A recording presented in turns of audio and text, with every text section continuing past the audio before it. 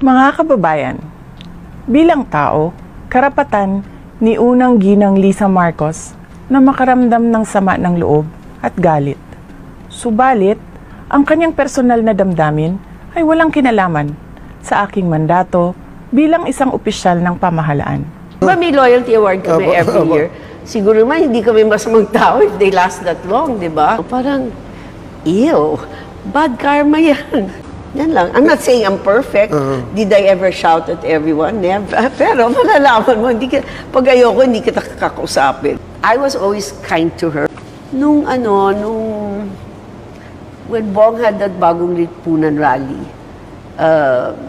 she came, and my husband, that was supposed to be December na-postpone, ganyan. So I think it was in Feb or March, right? So she went there at 3, and then when she went to Davao, Duterte said, oh, bangag, diba? Imagine a former president calling, bangag. I mean, wow, you had 6 years, why would you call, bangag, diba? So, and then the camera panned on her, tumatawa.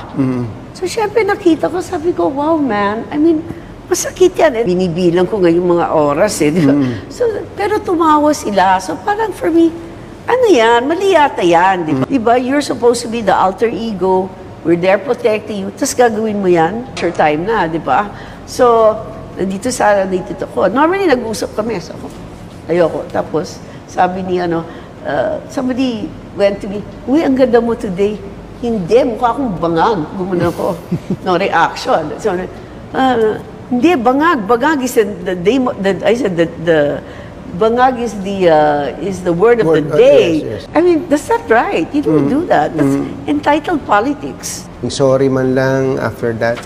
Bad shot na yan sa akin. Unless she says sorry or whatever. Maybe she will, maybe she... She crossed the line. Nakita ko siya ulit, di ba? Sabi ni Bong, behave. Sabi ko, wrong person, honey. For me, nasaktan ako because my husband will do everything to protect you. You ran together, di ba? Sama-sama tayo, babangon muli. Pupunta ka sa rally, tatawagan yung presidente mong bangag, di ba you're going to laugh? Tama ba yan? Even Lenny never did that.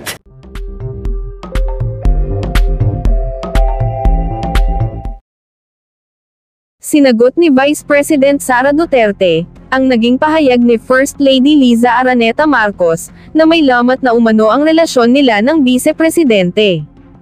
Ayon kay VP Sara, karapatan ng unang ginang na makaramdam ng sama ng loob at galit, ngunit aniya ang personal na damdamin ay walang kinalaman sa kanyang mandato bilang isang opisyal ng pamahalaan. Dagdag pa niya, mas maraming problema ang bansa na dapat solusyonan ng gobyerno, at dapat na mas nakatutok sa pagtugon nito, imbis na bigyan pa ng pansin ang mga personal na hidwaan sa politika. Samantala, inamin ni First Lady Liza Araneta Marcos sa isang panayam, ang sama ng loob niya kay Vice President Sara Duterte. Matatanda ang dumalo ang Vice-Presidente sa isang prayer rally sa Davao City kontra charter change, kung saan may patutsyade si dating Pangulong Rodrigo Duterte kay President Bongbong Marcos, na kung saan ay tinawag nitong bangag si BBM. Gayunman, iginiit naman ni Harry Roque, na nagseselos lamang daw ang First Lady, dahil sweet umano si BBM kay Sara. Aniya, ay insecure lamang daw ang First Lady sa Vice-Presidente, kung kaya ay pinag-iinitan niya ito. Narito ang buong pahayag. Bad shot siya sa akin. Yan po ang matapang na binitawang salita ni First Lady Liza Araneta Marcos laban kay VP Sara. At ang dahilan daw, pupunta sa rally, tatawagin ang presidenteng bangag at tatawa-tawa pa. Well, alam niyo po, ako po ay naroroon noong pagkakataon na yon. Yan po yung maisog rally sa Davao. Hindi ko po makakalimutan yan dahil ako habang nasa entablado, pina-acknowledge sa akin ang pagdating ni Senator Amy Marcos. No? So, in-acknowledge ko, so natputol yung aking talumpati sa entablado. Doon lang po sila nagkita ni Inday Sara. Nandun sa pagkalikod-likod talaga ng stage. Dahil nag-welcome lang doon si Inday Sara, walang sinabi, welcome lang at salamat sa inyong lahat. Tapos ang dumating na nga si Senator Marcos, doon sila sa likod. At talaga naman pong bago pa ako magsalita, nagingis-ngisa na yung dalawa. Kasi ganyan naman talaga yung dalawang yan eh. Parang schoolgirls pag nagkasama, no? Nangis-ngisan. Yung pala, minasama yun ni First Lady. Bawal palang tumawa. At ang talagang sinabi niya, bad shot sa akin. Pero nang una ko napanood ko yan, bakit kaya ganun ang naging asta ng ating First Lady? Para bagang siya ay reyna, na kapag ikaw ay bad shot sa kanya, wala na mangyayari sa inyo. Kailan pa ba naging napaka-impluensya ng First Lady na kinakailangan good shot sa kanya ang Vice President? Siguro kinakailangan paalalahanan ng ating First Lady, Ma'am, bawal po ang titulo ng royalty dito sa Pilipinas. Wala po tayong hari at reyna na talagang sumasamba ang mga subjects niya. Hindi po ganoon ang demokrasya sa Pilipinas. Sa katunayan, ang meron lang pong mandato ay ang presidente, vice presidente at iba pang mga halal na opisyales. Ang First Lady po, wala po yung mandato.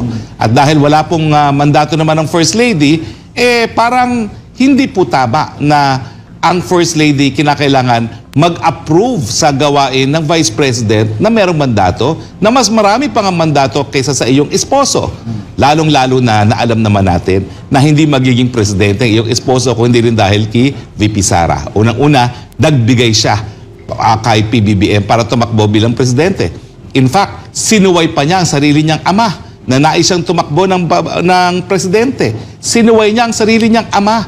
Tapos ngayon, tatawagin yung bad shot siya kay VP. Bakit? Ano bang nawala kay PBBM nung siya'y tumakbo ng presidente? Di ba para ulit-ulit naman sinasabi ni PBBM, kailangan tumakbo na ako ngayon dahil matanda na ako, ito na huli kong pagkakataon. At pinagbigyan naman siya ni VP Sara. At wag naman sanang magkaroon tayo ng amnesia dahil noong mga panahon na yon, lahat ng survey ay nagpapakita na mananalo sana bilang presidente ang VP Sara. Pero nagbigay siya sa iyong esposo. Dahil din naniniwala siya sa tawag ng pagkakaisa na sinira nyo naman, ginurakan nyo naman kayong dalawa po ni Mr. Speaker. Pangalawa, wag na po tayo magpatumpik-tumpik pa.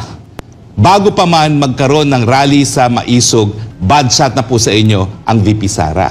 Di ba? Totoo naman na election pa lang, nung matapos kayo na parang nagkasayahan, nakainom, nagpadala kayo ng text ng video ni VP Sara na kumakanta at anong sinabi nyo doon sa text na yon.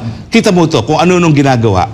Pero ang hindi nyo alam, napadala niya yung text na yan kay VP Sara. Kaya nga po mula nun, medyo distansya na si VP Sara dahil alam niya na parang merong balakid talaga sa pagkakaisa. At yun po ay sa pagkatao ng First Lady. Hindi ko po alam kung bakit talagang mainit ang dugo nyo kay VP Sara. Nagbigay na sa iyong asawa para tumakbo bilang presidente. Nangampanya pa para sa inyong asawa para maging presidente.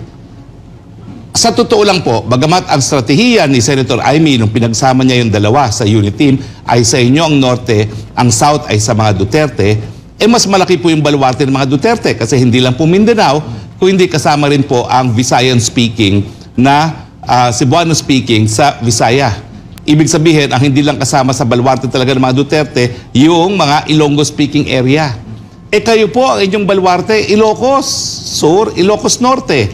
Hindi nyo po maaangkin ang Pangasinan, hindi nyo rin maaangkin ang Central Luzon at lalong-lalong hindi naman ang Southern Tagalog, no? So kung tutuusin, mas malaking boto ang naibigay ni Inday Sara sa inyo kesa dun sa botong nakuha ni Inday Sara dyan po sa Region 1. Dahil si Inday Sara po, buong Mindanao at yung Visayan-speaking area ng Visayas, Cebuano-speaking area ng Visayas.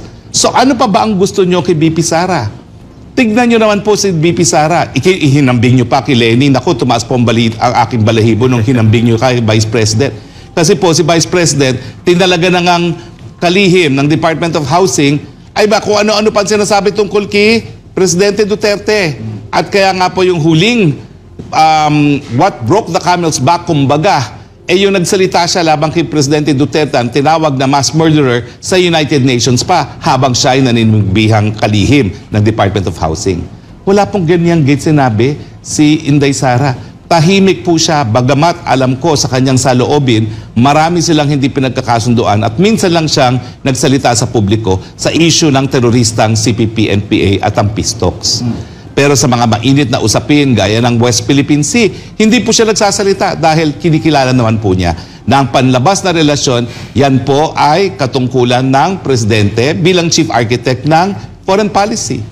At bukod pa po doon sa hindi niya pagsang-ayon sa peace talks, wala na pong ibang sinabi pa ang VP Sara laban kay Presidente Bongbong Marcos. Huwag niyo pong sabihin na bad shot si VP dahil doon sa nangyari sa Maisog.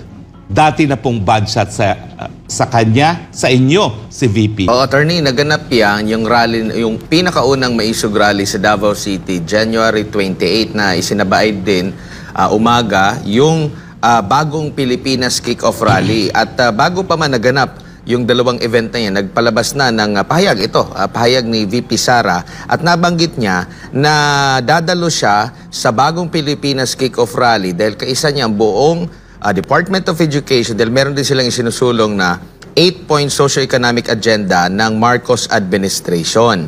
And nabanggit din niya dito na kasama din siya sa prayer rally ng iba't ibang sektor sa Davao City against sa isinusulong na charter change o CHACHA. Sabi pa nga niya dito, and I quote, mahalagang makita at maintindihan natin ang panganib na nakaamba sa atin sa oras na tuluyang isinuko ang ating saligang batas sa kamay ng mga taong may personal at politikal na interes. Manindigan tayo laban sa pagbabago sa ating saligang batas sa pamamagitan ng pera kapalit ng perma para sa People's Initiative. Binanggit niya dito na ito ang dahilan kung bakit siya ay dumalo rin sa rally doon sa hakbang ng Maisog. At kung yung sa pagtawa niya, ay ang tanong, yun ba ang kanilang tinawanan? Kasi ang katabi niya, si Senadora Amy Marcos, o meron silang pag-uusap doon or kung ano man yung kanilang chika, yun ang rason kung bakit sila tumawa at nagkataon lang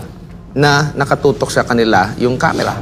Ang feeling ko nga po, walang kinalaman sa nababanggit sa entablado yung pinagtatawanan nila dahil sa aking pagkakilala dun sa dalawa, magsama pa lang yan, pagkita pa lang nila, saksakan na silang nagtatawanan. Ewan ko ba talagang click silang dalawa, kaya nga parang napakaganda ng Duterte-Marcos tandem, no? Sa darating na panahon. Pero ang punto ko naman po, pati yung paninindigan laban sa charter change, ang bumalentong po dyan ang inyong esposo si PBBM. Nung simula po ng kanyang termino, nung kanyang unang taon sa pagiging presidente, sinabi na niya, hindi ko kinakailangan ng charter change para umunad lang ang bayang Pilipinas. Kaya nga lang po, hindi namin naintindihan kung bakit sa mga major issues, talagang bumabalentong ang ating PBBM. Yan din po nangyari sa kanyang relasyon sa China na nung una na magkasama pa kayo na nandun din ako, nag-usap pa kami ni Presidente na talaga naman pong tinukoy niya ang China bilang pinaka-importanting partner ng Pilipinas. Tapos from being pinaka-importanting partner, ang China ngayon ay binubuli ang Pilipinas. Dahilan, kinakailangan na tayo magkampihan sa panig ng Amerika, Japan, Australia at iba pang mga bansa. So wag niyo pong sisihin si Inday Sara. Dahil nung sila po'y tumakbo, pareho naman po ang kanilang paninindigan laban sa charter change, di ba po? At siguro naman, hindi rin sang-ayon ang ating PBBM. Dahil nga po alam kong napakabuting tao naman ni Presidente kahit ako'y tutol sa kanyang mga pulisiya ngayon, hindi rin niya papayagan yang bibili ng pirma para sa charter change o di naman kaya yung panlilin lang na paggamit ng ayuda para makuha ang pirma ng taong bayan. So sa tingin ko po, hindi rin niya kinukonsin ni PBBM. Sana nga po, yan pa rin ang aking pagtiwala kay PBBM. Miski kami po ay hindi na nagkakasundo sa mga major policies. No? Pero ma'am, ulitin ko lang po, nangako po talaga ang PBBM at Inday Sara sa isa lamang na plataforma. At yan po ang plataforma ng pagkakaisa. Nanggaling na rin sa inyo yan. Sabay-sabay tayong babangon muli. Pero hindi po si Inday Sara ang nagwasak dito sa pagkakaisang ito. Sinimulan pong wasakin niya ng sarili ninyong pinsan, si President Speaker, nung tinanggalan niya ang budget ng OVP at saka ng DepEd. Samantalang hindi naman siya katunggali sa politika. Siya nga ay kaalyado, tumulong pa para manalo ang PBBM. Bakit siya tatratuhin na katunggali? Totoo po, tao lang si BP Sara. Aminin man hindi ni BP Sara, masakit sa kanya yung nangyaring yun. Dahil hindi nga po siya kalaban, bakit siya tinuturing na kalaban? So sa mulat-mula pa lang po, hindi pa umabot ng isang taon, tinuring nyo na pong kalaban siya dahil parang meron na kayong plano kung sinong dapat na susunod na manungkulan. At ang tingin ko po, kung hindi ang tingin ko, ang plano ninyo, kung hindi mapapatagal talaga ang termino ni PBBM sa pamamagitan ng charter change, palitan ang struktura ng gobyerno nang sa ganon, si Mr. Espeker ang maging Prime Minister at matapos dyan, siguro yung inyong anak na ngayon po ay pinapatraining nyo dyan sa Kongreso. Di ba po? So, wag niyo pong sabihin na bad shot si VP dahil doon sa nangyari sa Maisog.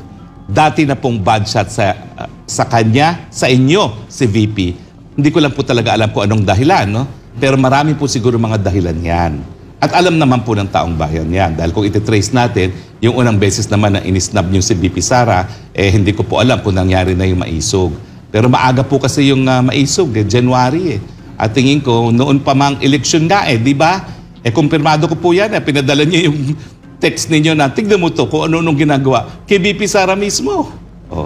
Yan naman ang dahilan, sang-ayon naman doon sa mga sources ko kung bakit nag-back off na rin si Inday Sara. Kaya nga po, kayo na ang nagdesisyon kung sino mga i-appoint sa gobyerno. Hindi na po talaga naghimasok si VP Sara, pati doon sa mga appointees. Although bilang kaparte ni Presidente na tukbo sa eleksyon, expected mo na tutulungan niya ang Presidente dahil napakadami ng mga appointments na dapat gawin sa gobyerno. Pati yun, hindi na pinaghimasukan ni Inday Sara. Lumagay siya sa pwesto niya dahil alam niya na ayaw po ninyo sa kanya. Ang sabi ni First Lady, always kind daw siya kay VP Sara. Naku, hindi po kindness yun na masasabihin yung, tignan mo to kung ano-anong pinagagawa. Hindi po kind yun. Okay, hindi po kind na tinanggalan ng budget at wala pong sinabi kahit isang salita ang ating PBBM. Hindi po kind na talagang kung ano-anong pinagsasabi ng mga vloggers na pro-Marcos laban kay VP Sara na wala naman pong issue. Kami pong mga maiingay ngayon, may issue po talaga kami. At ang issue naman namin, hindi naman po personal. Pati po yung issue ng pulburon, kasi nga po natatakot kami na yung mga desisyon kung saan pwedeng mamatay ang napakadaming Pilipino sa giyera, baka nangyayari o ginagawa na wala sa tamang pag-iisip ang Presidente. So pati po yung aming issue tungkol doon sa pagpadrag test ng Presidente, at sumali na rin po kayo kung gusto ninyo, ay yan po ay dahil nakakaapekto po yan sa pang-araw-araw na buhay ng mga Pilipino dahil lahat po ng desisyon na ginagawa ng Presidente makakaapekto sa buhay ng mga Pilipino. At dapat naman po na yung mga desisyon na yan ay tama dahil nasa tamang pag-iisip ang Presidente. Opo. Sabi pa niya, my husband will do everything to protect you. Di ba ang daming mga issue pinupukol, yung sa confidential fund? Wala po Ma'am, ni isang salita po. Hindi nagsalita ang Presidente tungkol doon sa pondo ng Vice President. Samantalang, nanggaling naman po yan, yung budget na yan, sa tanggapan mismo ng Presidente. Wala pong sinabi ni kahit isang salita ang ating Presidente. Samantalang pinsang buo niya yung Speaker. At mantakin yung ma'am na-approve na ang budget ng OBP at ng DepEd sa plenaryo ng Kamara. Binago lang sa small committee. Kakaiba po yun dahil officially inapprove ng Kamara yan, sa small committee lang natanggal. Wala pong kahit anong salita na binanggit ang Presidente para tulungan ang ating VP. And sino bang kumbaga may utang na loob na malaki sa kanila? Well, yun nga po Pero hindi na po namin yan palalaki na issue. Dahil kung wala po kayo utang na loob, wala po kami magagawa. Talagang nasa tao lang po yan kung tatanaw tayo na utang na loob. Pero kung pagbabasehan mo yung mga sa panayam sa kanya ni Anthony Taberna, tila hindi niya tinutumbok ang mga issue. Halimbawa, doon sa issue ng drugs, wala siyang explanation kung gumagamit ba or minsan nang gumamit or existing ba or kung ano ba yung mga paliwanag. Yun lang, nabanggit niya yung pagbangag. Yun lang, walang explanation na iba pa at yung sa smuggling issue na involve yung kamag-anak niya. Sabi lang niya, mayaman na yan. Yun lang yung parang statement niya. Kaya medyo kulang pa rin. Though nagsalita siya, pero medyo kulang pa rin. Hindi pa rin sapat para masagot yung mga pinupukol na issue laban sa kanila. Kaya nga po, ma'am, kami naman, ayaw naming tinatawag na bangag ang aming Presidente. Kaya nga gusto namin pasinungalingan na niya. At mapapasinungalingan niya yan sa papamagitan ng kuha ng drug test na galing sa buhok. Kasi yan po talaga, hindi po pwedeng magkamali. Kaya po namin gusto siya mag-drug test dahil gusto namin mapasinungalingan na bangag ang aming Presidente. Ayaw po namin tanggapin na yung Presidente na ako po'y umakyat sa kanyang entablado ay bangag. Kung kayo po'y nasasaktan din kami. Pero paano mo nyo naman po mapapabuluanan yan kung hindi siya kukuha ng drug test at kung hindi niya a-addressin yung issue? At ang sasabihin lang is, I will not even, give, ano sabi niya nung interview sa airport? No, I will not give dignify. I will not dignify that with a response. No?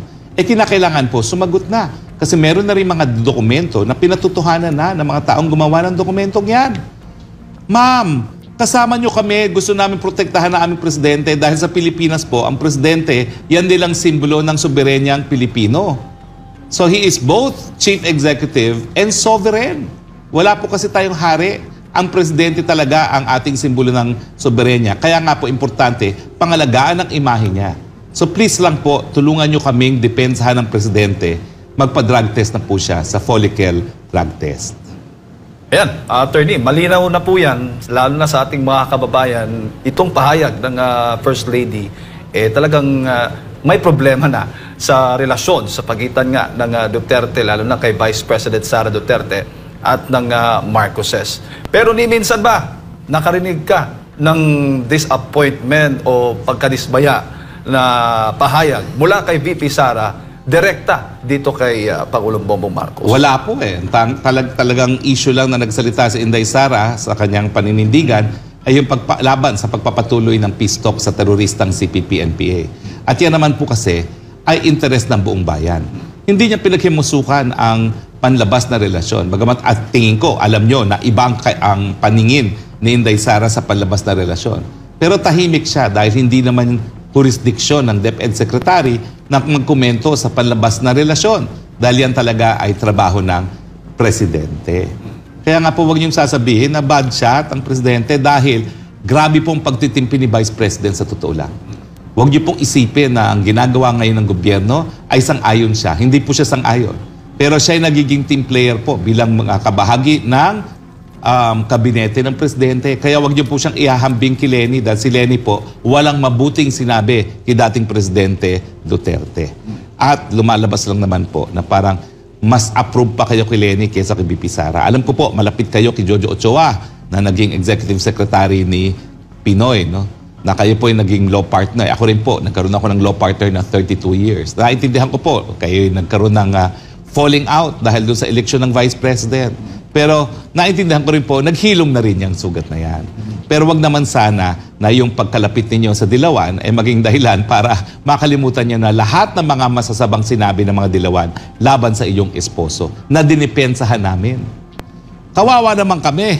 Para kami hinulog, linaglag na kami nagdidepensa ng panahon ng eleksyon kay PBBM ng ang kasalanan ng ama, hindi kasalanan ng anak. Tapos ilalaglag nyo kami, sasabihin ninyong mas mabuti pa si Lenny. Huwag naman po, napakasakit sa amin yun.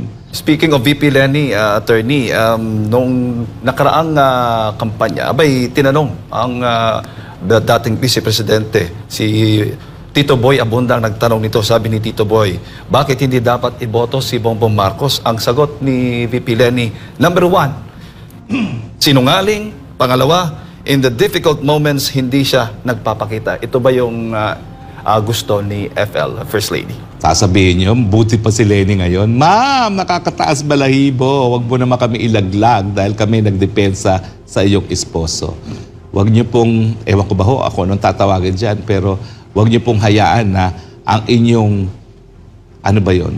Di ng pag-iinis ang meron siya kay BP Sara. Talagang gusto niyang tapusin na ang BP Sara, tuldukan na dahil bad shot siya sa akin. No?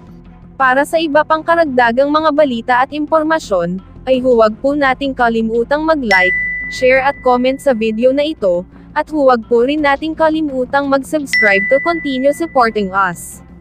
Maraming salamat po sa inyong panonood, at naway tangkilikin po ninyo ang aming YouTube channel.